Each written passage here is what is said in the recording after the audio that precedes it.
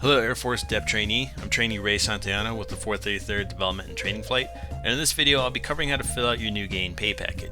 So let's get started with our first page, the Air Force Reserve and Processing page. So starting with the top, you're going to do today's date and the date and processed. Your assignment date will be the day that you actually went to your recruiter's office and formally enlisted and joined the Air Force Reserve. If you don't know this date, then you can leave that blank. Your rank should be read in the pay grade format, so if you're a Depper, this should be either E1, E2, E3. Your name should be your full legal name, including suffixes. Your social security number, date of birth. All dates you do on these military documents should be in the format of year, month, day. So in John Doe's case, he was born 1965, January 1.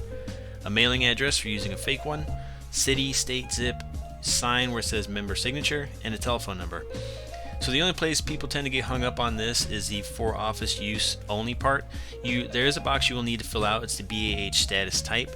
If you are not claiming BAH, which stands for Basic Allowance of Housing, you are going to put no and sign it.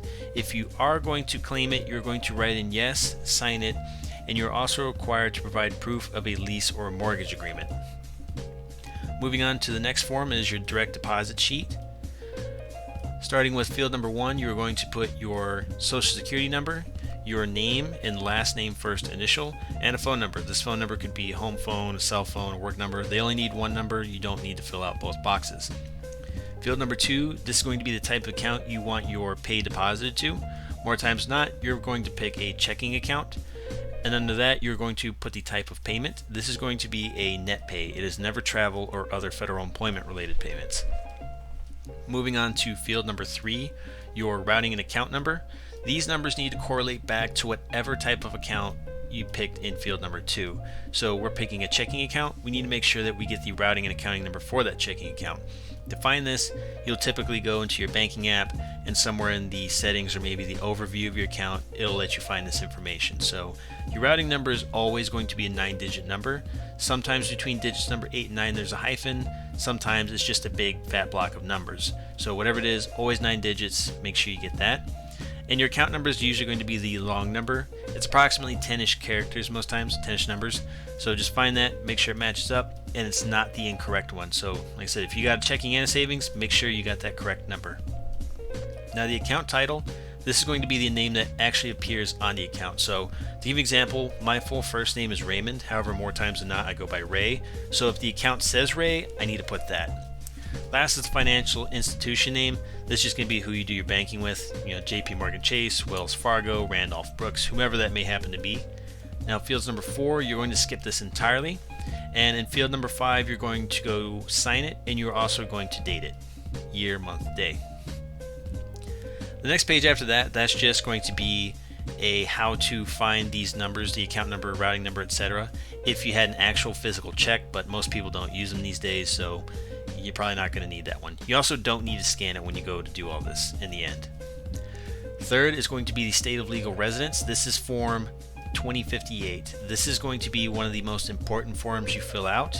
This is also going to be the one that you need to update if it changes before you leave. Everything you do with the Air Force is going to be correlated back to your home address. So like I said, this is very important that you keep this up to date. So first off, in field number 1, you're going to put your last name, first name, middle initial. Field number 2, you're going to put your DOD number. If you have your CAC already, your common access card, your military ID, your DOD number is going to be on the back side, and it's next to the grayscale picture of the one that's identical to the front. If you don't have a CAC, you can put in a social security number, but by now you should have your military ID. Field number 3, this is going to be your legal residence. This should read as either the city or county plus state. So either, for this case, San Antonio, Texas, or 78236, Texas. Moving down to the bottom of it, you're going to go to put in your signature in field number 4. Field number 5, you're going to put your full address, so unit number, your street, the city, the state, and the postal zip code. And last is going to be the date, year, month, day. Up next is form number 4. This is going to be your Air Force Form 594. This is another major form. This is also one that tends to cause a lot of confusion for people. So we're going to go over this block by block, starting with Part A, identification and duty location. So first up is your name. It's going to be last name, first name, middle initial. your social security number, your pay grade, again E1, E2, E3 if you're a depper, a phone number that they can call you, and 5A is going to be your duty location or your station. So if you're with the 433rd or you're with the 960th, this should read as JBSA Lackland, Air Force Base, Texas, USA. The only thing on that would be able to change is instead of the country, you could put the zip code, so it could read JBSA Lackland Air Force Base, Texas 78236. 5B, this is going to be an email address they can contact you by. So in this one, we're just going to use johndoe@gmail. Up next is Part B, the marital and dependent status. This is going to be whether you're single, are you married, is this person you're married to a civilian, are they in the military, filling out all this information, divorce, etc. To the right of that is going to be the lodging official. This entire block here you are going to leave blank. So moving to the bottom half of the page, this is where you're going to insert the various dependencies and your relation, etc. to them. So box 7, this is going to be if you're doing like child support and things related to that.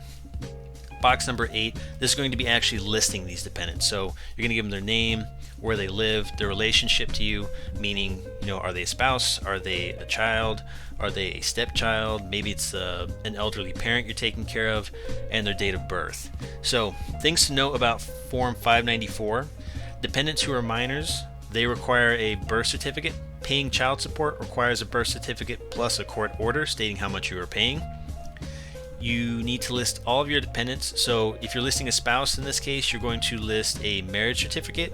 If you're divorced, you're going to provide a divorce decree. So moving down towards the bottom, the second to last box, this big one, if you're a depper, this is going to be your first time filling out this form and all this stuff, so you're going to hit yes. If it's not, you'll just hit no and then put in the last time that you filed with this. So let's say that maybe you submitted this and you submitted it incorrectly and finance kicked it back. That would not be counted as the second admission. This would still count as your first admission. At the very bottom, sign it and date it. Up next is, I believe this is Air Force Form IMT 1962. This is going to be the prior service form. If you are a development and training flight trainee, this sheet will be left blank. This is only for people who are crossing into the reserves and they were, prior service. So I have a friend in 960th. He was active duty before joining the reserves. He fills this out. Trainees, you do not fill this out. Last is going to be Form W4. This is a pretty easy form. Starting off with field 1, you're just going to put your first and middle initial. After that is going to be your last name. Field number 2, this is going to be your social security number, followed by your address and the location on the bottom left part of it. So it's going to be your street number plus the street name. Underneath that will be the city or town, the state, and the zip code. Number 4, field number 4, this is going to be if your last name differs from the one shown on your social security card. If it does differ, you'll just check it. If not, leave it blank. Moving on to fields 5, 6, and 7. So field 5, this is going to be the total number of allowances you're claiming. So this number is typically a number between the values of 0 and 4. 0 meaning that you want the most amount of taxes taken out of your paycheck each time, 4 being the least amount you want taken out each time. So what I can say with this is if you put 0, yes, you're going to have more money taken out. However, when tax time rolls around, you are more than likely going to get a check back. If you end up picking 4, you will get more pay with each paycheck, but odds are when tax time comes around, you'll end up owing the IRS. Number 6 is, do you want any additional amounts, if any, to be withheld from your paycheck? I recommend putting it 0. 7, this is going to be exemption based around the pay. Since you're in the Air Force, this is either going to be left blank or put as a 0. And then under that, you are going to sign it one last time. You're going to put today's date in military format. Fields number 8, 9, and 10 you will skip. That is for your employer. So the last thing you need to acquire is your SGLI paperwork from your recruiter. This is the life insurance forms. This is a total of 5 pages, but you only need pages 1 through 3.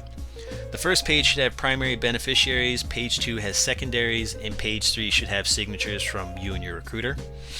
Once you have all this completed and filled out correctly, you need to go to an office store, so UPS, FedEx, Office Depot, whomever, and get these documents scanned. Once you scan them, email it to yourself and you'll need to rename it.